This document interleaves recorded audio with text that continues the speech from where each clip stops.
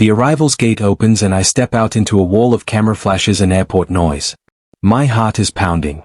10 years away and I still know the exact rhythm of this place. I scan the crowd, searching for the one face I have imagined 1,000 times. I freeze. Harper is here. She stands a few feet away, raincoat draped over her arm, hair tucked behind one ear. The fluorescent lights catch the ring on her hand. It gleams in a way that makes my throat close. I did not give her that ring. Reed stands beside her with his hand on her waist. He sees me first. He smirks. Look who finally decided to come home. My suitcase handle digs into my palm. Harper, you are engaged. She lifts her eyes for a second, then looks away. Her voice is small. I was not sure you would ever come back. That line hits harder than any jet lag.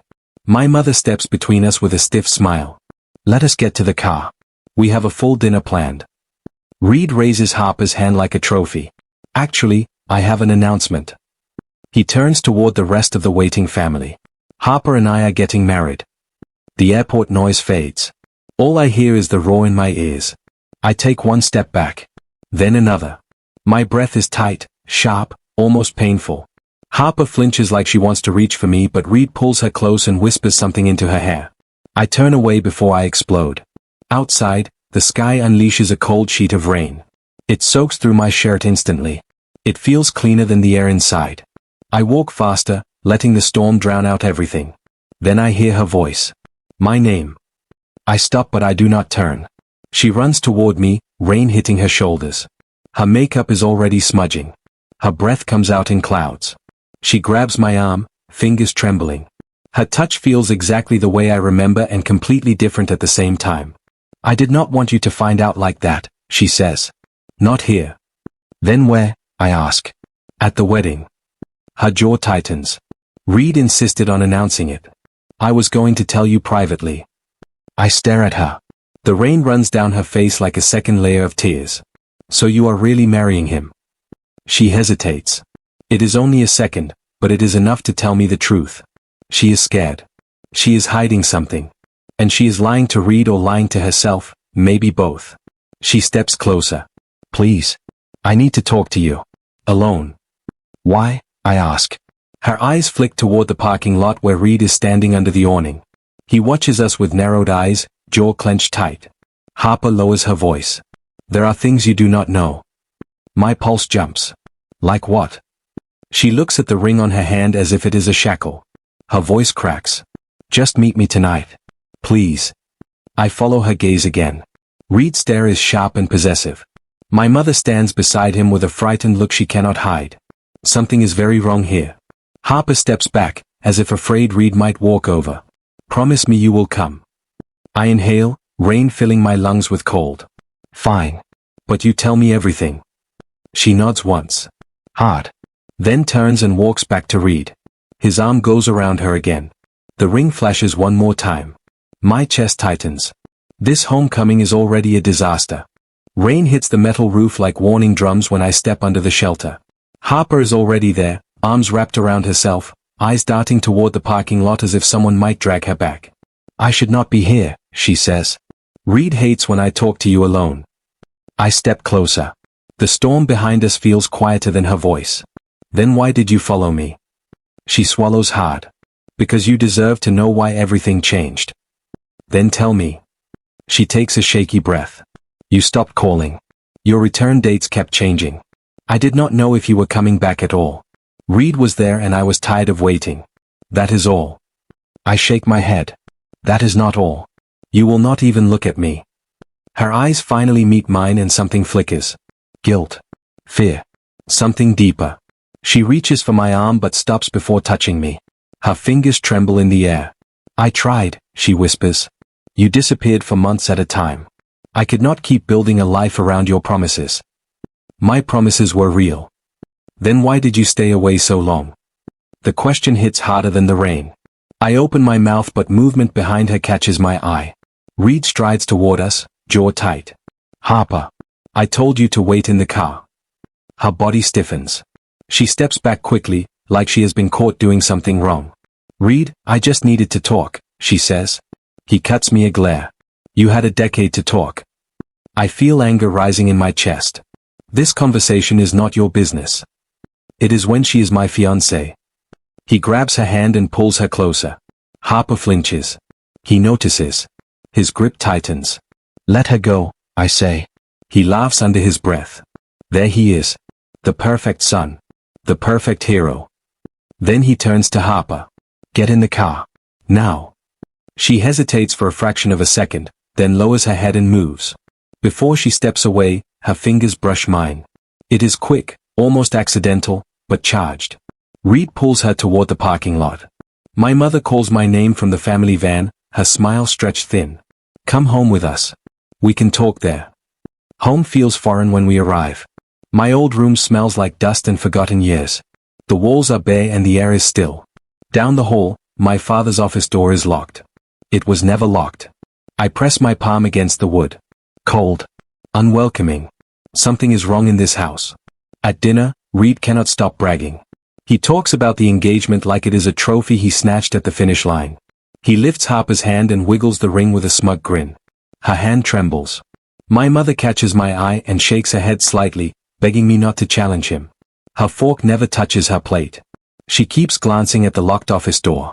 Reed leans back. You missed a lot, brother.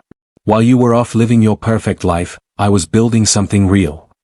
Harper's eyes flick to me, wide and conflicted. I set down my glass. If this is real, why does she look terrified? Reed slams his palm on the table. Harper jolts. My mother gasps. I push back my chair, tired of this performance. I step out onto the porch for air. The night is cold and heavy. My phone buzzes in my pocket. A blocked number. You do not know the truth. Meet me at midnight. The screen glows against the darkness. My heart kicks hard. Someone is watching everything. The warehouse looms ahead, half buried in fog. The air tastes like rust and cold metal. My phone vibrates again. Behind the building. Come alone. I tighten my jacket and step around the corner. A figure shifts in the shadows. Name, he says. His voice is low, steady. You texted me, I answer. He steps forward into a strip of moonlight. Tall, calm, sharp eyes that seem to read everything at once. Ronan Hale, he says. Your father hired me once. Before he died. My chest tightens. What do you know about my father and why are you contacting me now? He hands me a weathered file. Open it. I flip through the pages. The first photo is Reed shaking hands with two men near a black SUV. Their faces are unfamiliar but the energy is unmistakable. Dangerous. The next photo hits harder. Harper in a lawyer's office signing something while Reed stands behind her. My breath locks in place. What is this? Proof, Ronan says. Reed did not steal your fiancée. He stole your future. I stare at him. Explain. He has been preparing this for months. Harper is only part of the plan. Your inheritance is the real target. I grip the file. Why involve Harper? Because she was the one thing he knew would break you. And distract you. Anger cuts through me like a blade. You are telling me Reed used her. I am telling you Reed is not who you think he is. Before I can ask more, headlights sweep across the lot. Ronan steps back instantly. Do not follow me, he says. Read the last page when you are alone. He moves into the darkness like he was never there. I turn toward the road, but the car drives past without stopping.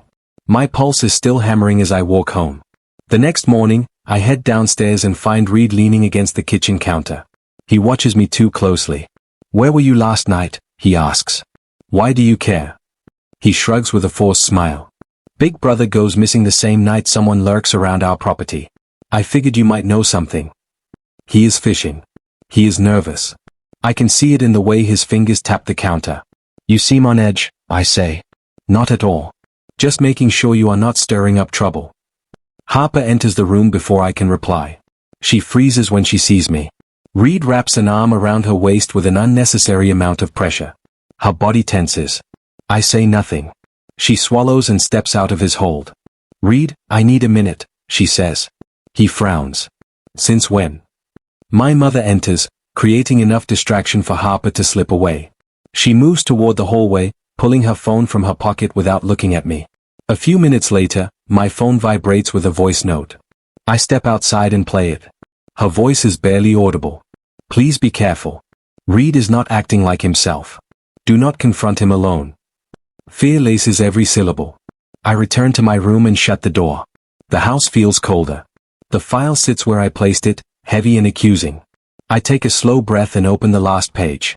A legal contract. Ownership transfer. My name is at the bottom. But not my handwriting. My entire body goes cold. The signature is a perfect forgery. The forged signature shakes in my hand like it is alive. My name, copied perfectly, attached to a land transfer. My grandfather's old property. The one he said would always be mine. I slip the page into my jacket and walk fast, rain misting the air. Harper texted me an address. A cafe near the edge of town. Quiet. Hidden. When I step inside, I see her in the corner, fingers wrapped around a cup she is not drinking. Her shoulders tense when she sees me. I was afraid you would not come, she says. I want answers. She nods and motions for me to sit. The place smells like cinnamon and warm bread. It should feel comforting, but my stomach twists. I take out the file and slide it toward her. Did you know about this? Her breath catches. She shakes her head, but her eyes give her away. She knows something. Harper. Did Reed pressure you into signing anything? Anything connected to me? Her voice cracks. He said it was routine. He said your family needed to settle old paperwork. I should not have trusted him.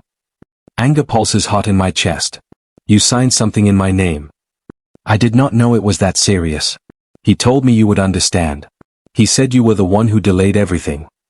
I lean closer. I never delayed anything. Reed forged my signature.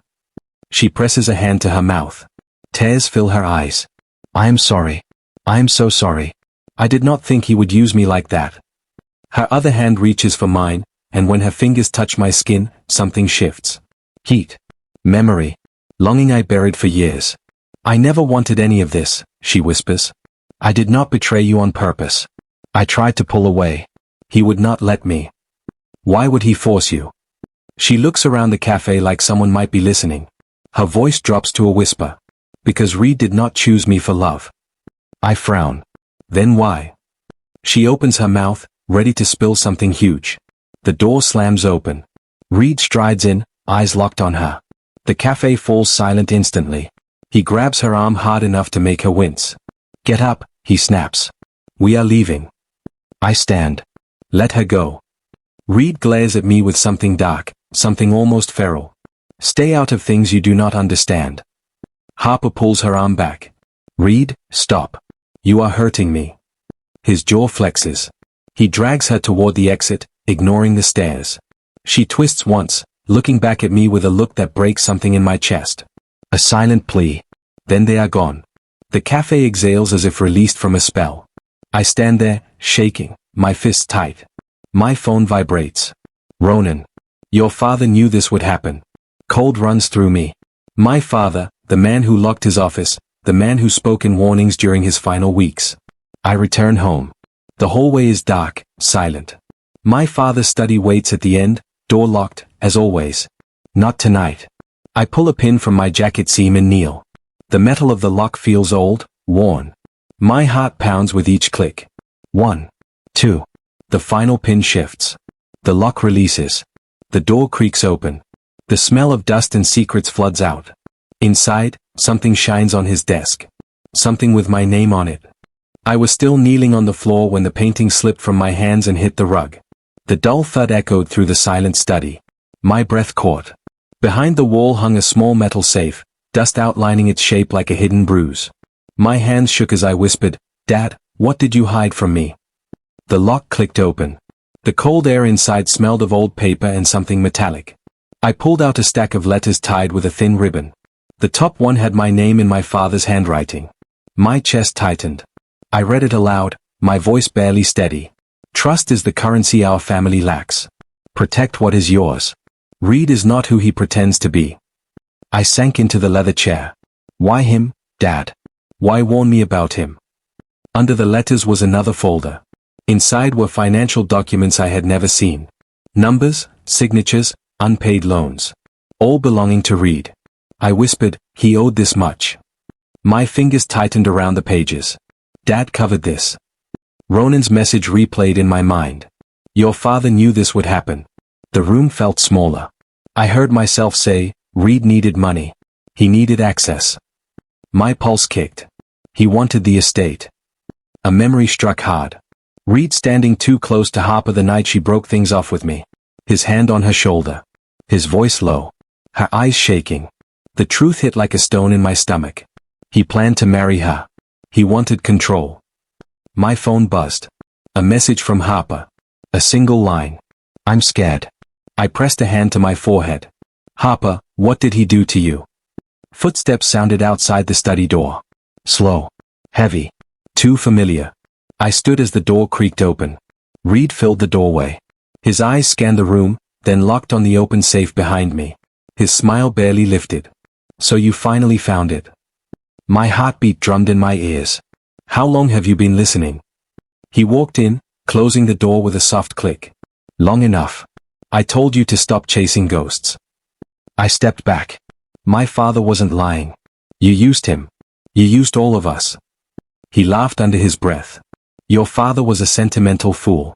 He thought he could save everyone. His eyes sharpened. Especially you.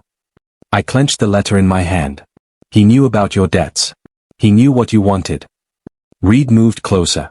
You think you understand any of this? You think a few papers make you brave? His voice dropped, the room thick with heat and threat. Protect what is yours if you want. But you forget something. What? He leaned in, his breath cold against my cheek. Everything your father tried to hide is about to come out. And when it does, you will wish I was the only danger you had. I swallowed hard. What are you talking about? He straightened his jacket, eyes drilling through me. Keep digging. You will not like what surfaces. The study light flickered as he walked out, his footsteps fading down the hall. I stared at the open safe. My father's words trembled in my hands. Protect what is yours. My throat tightened. Dad, what were you trying to save me from? The answer felt close. Too close. I turned to the study desk, pulled a chair forward, and laid the documents out in a trembling line. I lifted the next envelope. My name was written on it. Dated the night before he died. My breath stopped. Her fist hit my door hard enough to rattle the frame. When I opened it, Harper nearly fell into me. Her mascara streaked down her cheeks, her breath shaking like she had run through a storm. A small bracelet dangled from her hand, the clasp snapped. I did not know where else to go, she said, voice cracking. I pulled her inside. Harper, what happened? She pressed a hand to her chest. He snapped this. He said it was a reminder of who I belonged to. She held up the broken bracelet with trembling fingers. I cannot take this anymore. Anger tightened behind my ribs. Reed hurt you. She shook her head fast. Not like that. Worse in other ways. He knows things about my family. He uses it.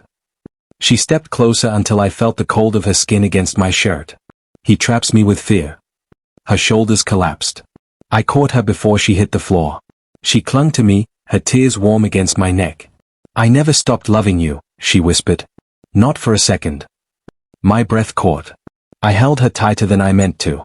Harper, look at me. She lifted her face. Our foreheads brushed.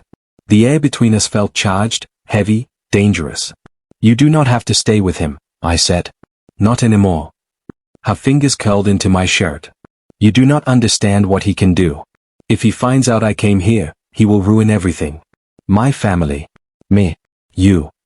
I will protect you, I said. I mean it. She exhaled a sound that was half sob, half relief.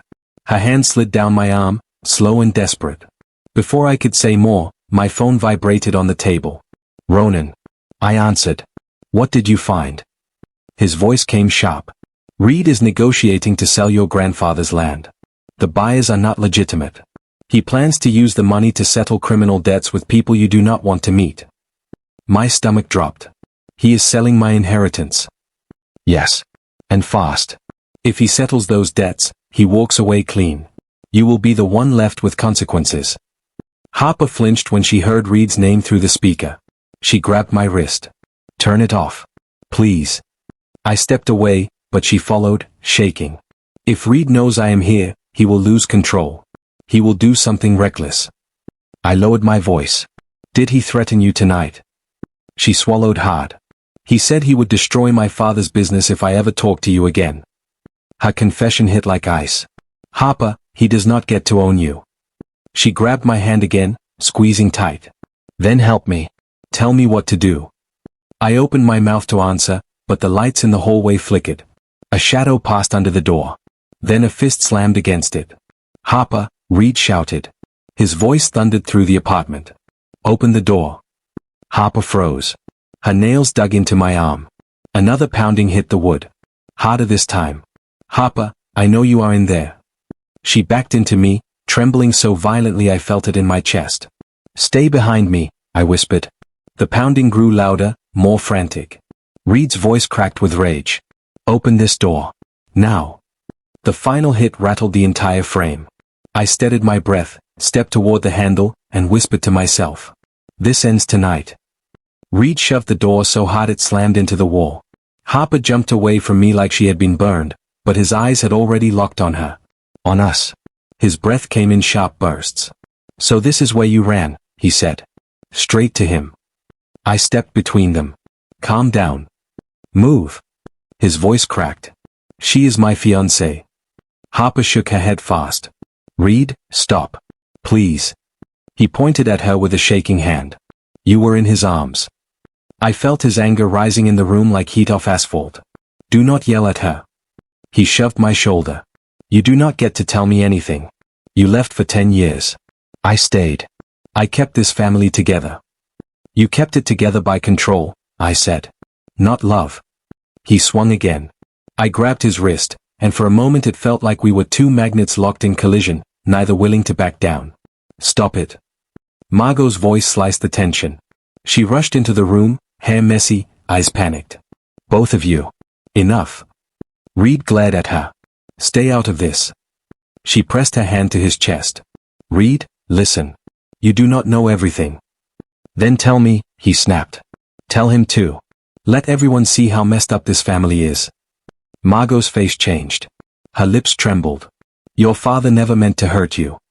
Reed stilled. I felt the shift before she even spoke. Reed, she whispered, I am not your biological mother. The room froze. Harper gasped. My body went rigid. Reed blinked, confused at first, then hollow. What did you say? Margot wiped her cheek. Your father found out about an affair I had years before. He found out you existed. He wanted to protect you. He adopted you quietly so the world would never judge you for our mistakes. Reed stepped back like the floor tilted. You lied to me. We wanted to tell you when you were older, she said. Then your father died and I lost my courage. Reed laughed once, sharp and painful. So I am the outsider. The stray you both covered up. That is not what this is, Margot said. His gaze snapped to me. And you? The golden son. You got the land, the inheritance, the girl. All while I lived a life built on lies. Reed, stop, I said. You are still my brother. I am not your anything. He shoved past Margot. Harper tried to reach for him, but he jerked away. Do not follow me, he said. I swear I will burn everything down before I let it go. He slammed the door so hard the floor vibrated. The silence left behind felt heavy enough to crush the air.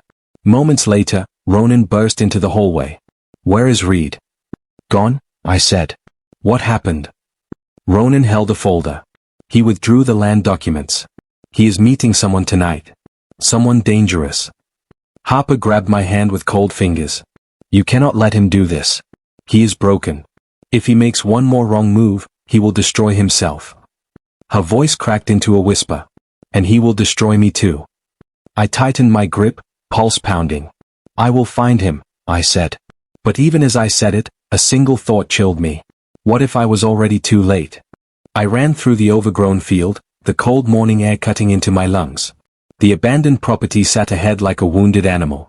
Smoke curled from a metal drum beside the old shed. Reed stood over it, tossing papers into the flames with shaking hands. Reed, I shouted. He spun fast, pulling a gun from his jacket. The barrel pointed at Ronan, who froze behind me. Stay back, Reed said. His voice was raw. No more lies. No more chances. Ronan lifted his hands. I am not here to hurt you. You already did, Reed said. You exposed me. I stepped forward slowly. Put the gun down. He swung it toward me. Do not pretend to care. I know what I am now.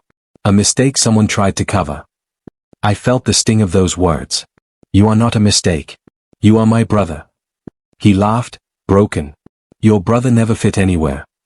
He kicked the drum, sending sparks flying. I tried to build something. I tried to become someone. You came back and everything fell apart. You destroyed it yourself, Ronan said. Reed jerked the gun toward him. Shut up. Harper stepped out from behind me, voice cracking. Reed, look at me. He froze. She took one step closer.